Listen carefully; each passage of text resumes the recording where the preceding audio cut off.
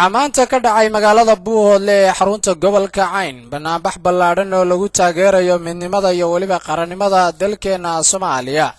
waxaana ka soo qayb galay soo baxan boqolaal kamid ah shacabweynaha ku dhaqan magaalada Buuhoodle ee xarunta gobolka Cayn oo isugu jira cuqaal culimo ururada haweenka ururada dhalinyarada iyo waliba dhammaan qaybaha kala duwan ee bulshada sidoo kalena waxaa madashaasi si weyn uga dhex muuqanayay mas'uuliyiin ka socday maamul goboleedka Soomaaliyeed ee Khaatumo State of Somalia intii loo diyaar garoobayay munaasabadan ballaaran ee lagu taageerayay midnimada dalka Soomaaliya lagana soo horjeeday kala goynta dalka ayaa waxaa halkaasi lagu soo bandhigay qaar ka mid ah ciyaaraha hidaha iyo dhaqanka ee Soomaalidu caanka ku tahay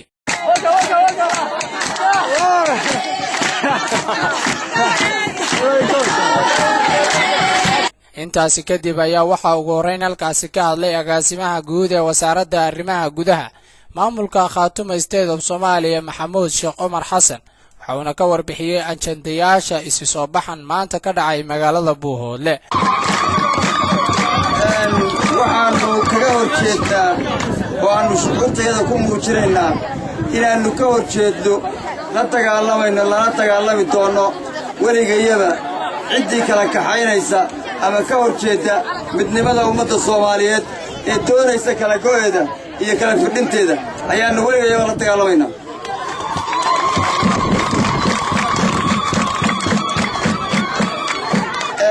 waxaanu leenahay ummadda Soomaaliyeed waa mid waa isku af waa isku diin waa isku luqad waa isku midab waa meel ay ku kala go'daan ma jirto ummadda Soomaaliyeed ha midowdo waxa israacdo ummadda Soomaaliyeed ha midowdo waxa israacdo intii diidan ha dhacdo intaasi kadib ayaa waxaa halkaasi ka hadlay qaar ka mid ah waxgaradka iyo cuqaasha deegaanka Buuhoodle ee isu soo baxan ballaaran ka soo qayb galay waxayna dhammaantoodba si isku mid ah hoosta uga xariiqeen in dalka Soomaaliya uu yahay mid kaliya isla markaana maamulka Khaatumo State uu taagan yahay midnimada dalka Soomaaliya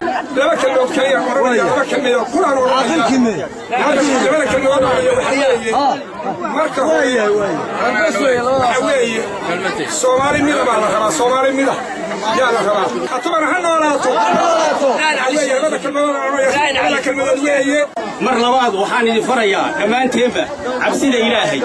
intaan markaan ka gudbo Soomaaliya waa muqaddis ma kala go'i karto lama kala qaybin karo Soomaalidu waxay tiraahdaa sagaal laba tano la kala qalma leh waxaan leeyahay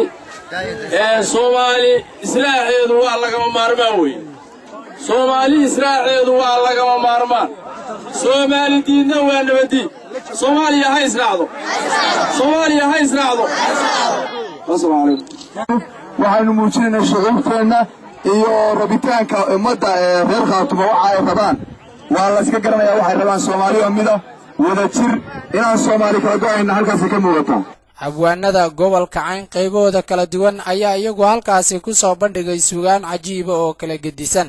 kuwaasi oo ka turjumaya qarannimada dalkeena Soomaaliya mid qalbigu madoobaday baan qaadan waanaaday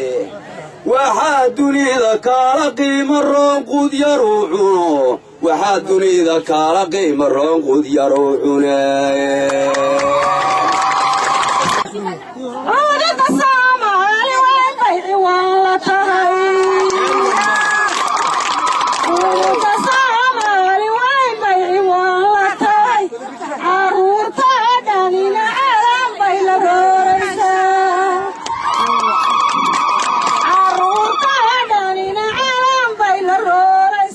isku soo wada duub oo banaanbaxan ballaaran ee lagu taageerayay laguna weyneynayay midnimada ummadda Soomaaliyeed ayaa waxa uu ku soo beegmayaa xilli maalinnimadii shalay magaalada London uu ku soo idlaaday shirweyne dhex maray jamhuuriyadda waddanka Soomaaliya iyo waliba maamulka Somaliland